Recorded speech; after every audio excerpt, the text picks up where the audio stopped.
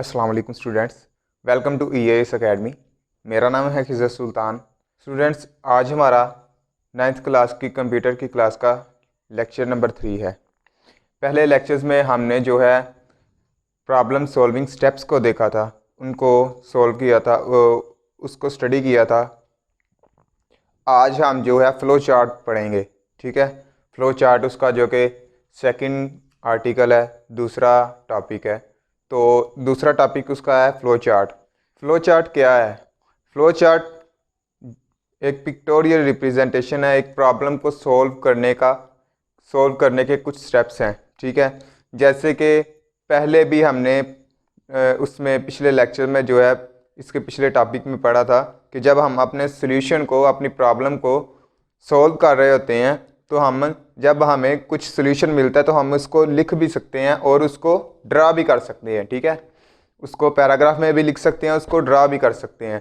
लेकिन जब हम ड्रा करेंगे, एक पिक्चर फॉर्म, एक पिक्टोरियल उसकी फॉर्म बनाएंगे तो वो हमारे लिए समझने में ज़्यादा इजी होगा। इसी तरह जब हम अपने सॉल्यूशन को फाइंड कर लेते हैं, ठीक है, बेस्ट सॉल्यूशन फाइंड कर लिया, ठीक है, बेस्ट सॉल्यूशन फाइंड करने के बाद हम उसको एक फ्लो चार्ट उसका बना लेते हैं, एक उसकी पिक्चर बना लेते हैं, एक उसका ग्राफिकल रिप्रेजेंटेशन उसकी बना लेते हैं। ठीक है, तो यहाँ पे भी फ्लो चार्ट क्या है, एक स्टेप्स हैं, कुछ पिक्टोरियल फॉर्म है। जब हम अपने सॉल्यूशन को, प्रॉब्लम के सॉल्यूशन को फाइंड करते हैं तो उसको फ्लो चार्ट में कन्वर्ट कर देते हैं। ठीक है, अब यहाँ पे भी सबसे पहले इसकी क्या है, फ्लो चार्ट की डेफिनेशन।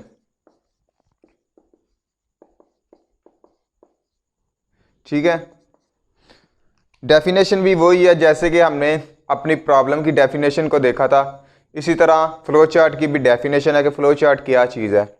ठीक है, हम इसमें भी देखेंगे कि फ्लो चार्ट क्या चीज़ है। फ्लो चार्ट मैंने आपको बताया कि एक ग्राफिकल रिप्रेजेंटेशन है, एक पिक्चर फॉर्म है। जब हम अपनी प्रॉब्लम के सॉल्यूशन को फाइंड कर लेते हैं तो हम उसको फ्लो चार्ट में कन्वर्ट करते हैं। ठीक है, जब हमने फ्लो चार्ट बनाना है तो इसमें कुछ सिंबल्स होते हैं। ठीक है, सिंबल्स के ज़रिए हम अपने जो फ्लो चार्ट है उसको बनाते हैं। स्टेप्स, जौन सा भी हमने स्टेप्स, नेक्स्ट स्टेप में जाना है तो हम क्या करेंगे, सिंबल्स यूज़ करेंगे। ठीक है, और इसमें फ्लो चार्ट को शो करने के लिए, उसकी डायरेक्शन को शो करने के लिए एक फ्लो लाइन यानी कि एरो हम यूज़ करते हैं। तो फ्लो चार्ट बेसिकली क्या चीज़ है?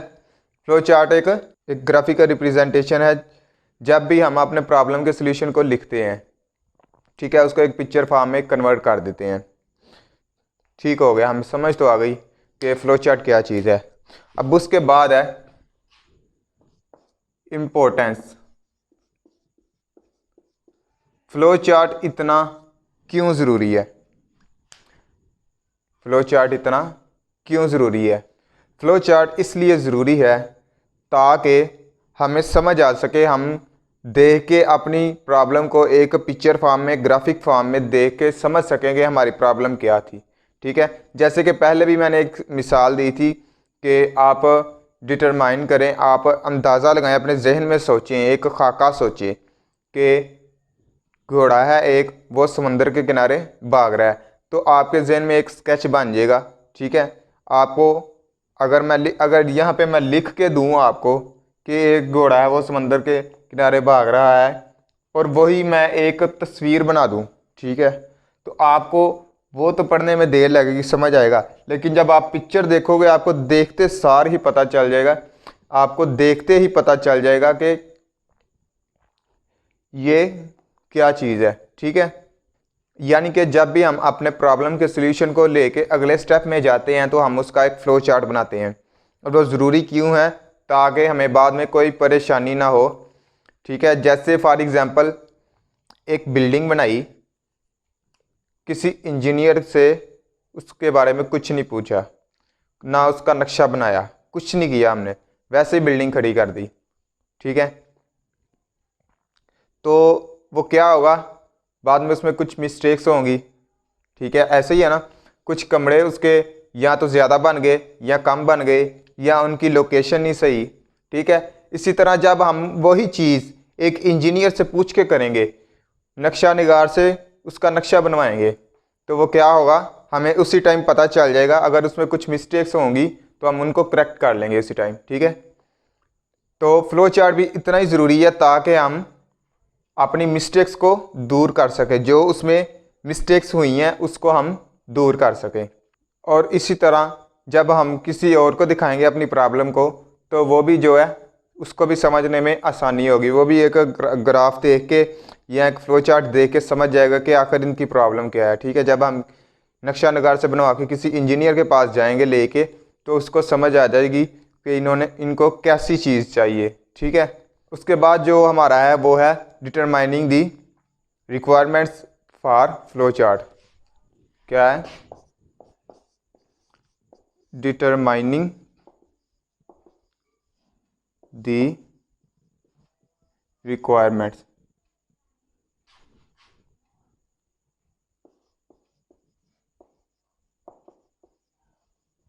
ठीक है। अब इससे क्या मुराद है?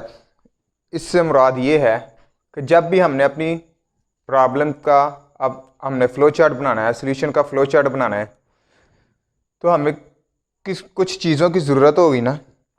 कुछ ऐसी चीज़ें होंगी जिनके ज़रिए हम अपना फ़्लो चार्ट बना सकते हैं कि हमने अपना फ़्लो चार्ट बनाना है, उस पर किस तरह काम हो सकता है, ठीक है। उसमें सबसे पहली चीज़ जो होती है वो है इनपुट। क्या है? इनपुट, ठीक है। इनपुट क्या है कि जब भी हमने कोई काम करना है, फॉर एग्ज़ाम्पल एक कैलकुलेटर बनाना है, तो उसमें इनपुट क्या होगी? उसके नंबर्स होंगे। उसमें क्या होंगे? नंबर्स होंगे। उसमें कुछ अल्फ़ाबेट्स वगैरह या कुछ अलिफ बे हरूफ तहज्जी नहीं आएगी, उसमें सिर्फ नंबर्स आएंगे, ठीक है। नंबर्स के ऊपर हम जो है काम करेंगे,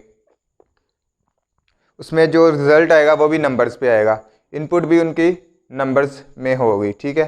तो इनपुट से क्या मुराद हुआ? जब भी हमने जब भी फ्लो चार्ट बनाना है या कोई प्रॉब्लम या सोल्यूशन बनाना है, तो उसमें इनपुट ज़रूरी होती है। अब जैसे कि बिल्डिंग की मैंने मिसाल दी थी, अब बिल्डिंग में हमारी इनपुट क्या होगी? उसमें ईंटें होगी, ठीक है, रेत उसमें होगी, उसमें बजरी होगी, सरिया होगा, ये उसकी क्या होगी? इनपुट होगी, ठीक है। ठीक हो गया, इनपुट हो गई। उसके बाद क्या है? उसके बाद है हमारे पास प्रोसेसिंग।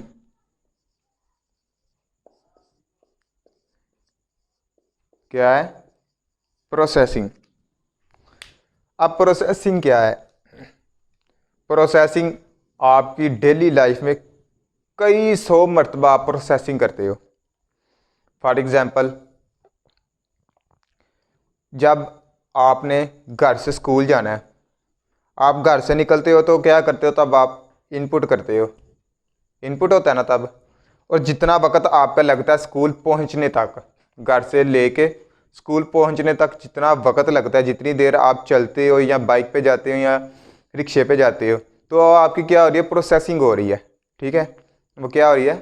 प्रोसेसिंग हो रही है। जब आप स्कूल पहुंचते हो तो वो क्या हो जाता है? आपका आउटपुट, आपका काम मुकम्मल हो गया, आपको आउटपुट हो गई है, आपकी आउटपुट मिल चुकी है। तो इनपुट से लेके आउटपुट तक जितना आपका वक्फा हुआ, जितना आपका वक्त दरकार हुआ, जितना आपका टाइम लगा, वो क्या होगा? प्रोसेसिंग, ठीक है। इसी तरह जैसे आप बाज़ार में जाते हो, किसी शॉप से ग्रोसरी लेने जाते हो या कोई चीज़ लेने जाते हो, कोई सौदा लेने जाते हो, तो आप उसको इनपुट क्या देते हो? पैसे। पैसे इनपुट देते हो ना। और जब वो आपको चीज़ देता है, उसमें उसने चीज़ को तोलना है, उसका वेट करना है, तो वो उसमें क्या होगी? उसकी प्रोसेसिंग होगी। और जब उसने वो सौदा आपको, चीज़ आपको दे दी, तो वो क्या होगी? आपकी इनपुट, आप आउटपुट हो गई। आपने इनपुट दी, उसके बाद कुछ प्रोसेसिंग हुई, प्रोसेसिंग के बाद आपको आउटपुट मिल गई, ठीक है। ये चीज़ थी आउटपुट। अब कैलकुलेटर में बात कर लेते हैं, कंप्यूटर की ज़ुबान में बात कर लेते हैं कि जब हमने कैलकुलेटर बनाया, उसमें हमने इनपुट नंबर दिए, 2 + 2 किया। हमने कहा कि भाई 2 इनपुट दिए, 2 + 2, तो उसने आंसर क्या किया? 4।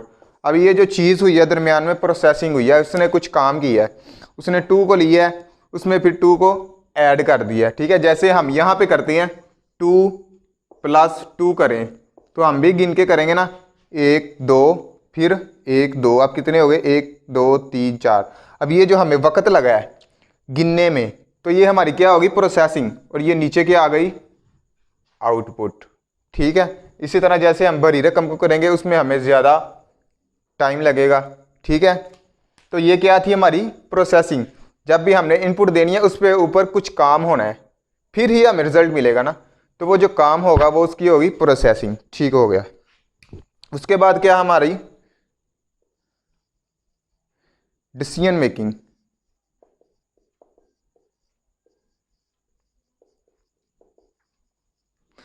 अच्छा, प्रोसेसिंग और इनपुट में आपको आउटपुट का भी पता चल गया है। ठीक है, तो डिसीजन मेकिंग है। उसके बाद डिसीजन मेकिंग से क्या मुराद है?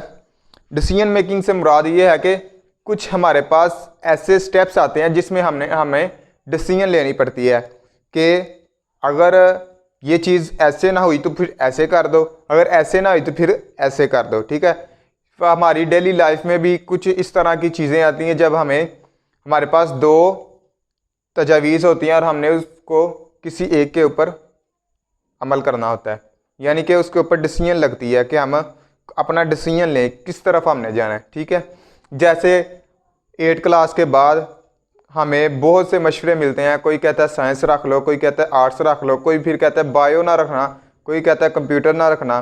ठीक है, बहुत से ऐसी चीज़ें आती हैं, तो फिर हमें वहाँ पे डिसीजन लेने पड़ते हैं।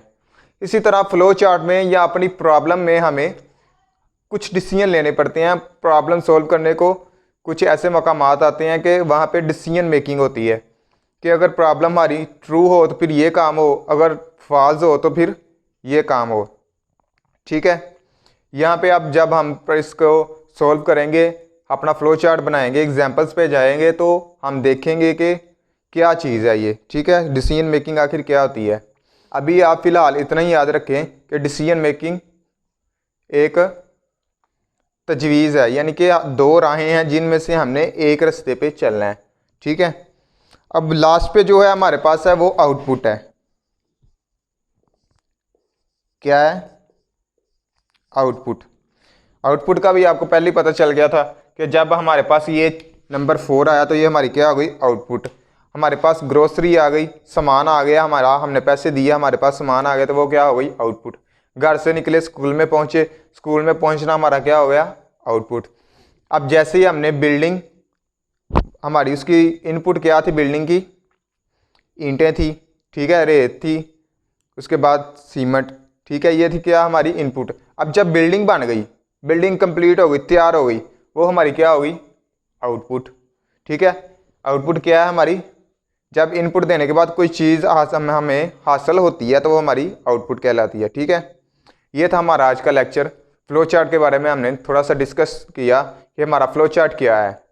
ठीक है, उसमें हमने उसकी इम्पोर्टेंस को देखा कि इतना ज़रूरी क्यों है। फिर उसके बाद हमने उसकी कुछ रिक्वायरमेंट्स देखी जो कि थी इनपुट थी कि हमारी इनपुट क्या होगी, उसके बाद प्रोसेसिंग थी, उसके ऊपर कितना वक्त लगा या कैसे लगा, फिर उसके बाद डिसीजन मेकिंग, डिसीजन मेकिंग के बाद हमारे था आउटपुट। ठीक है, ये था हमारा आज का लेक्चर।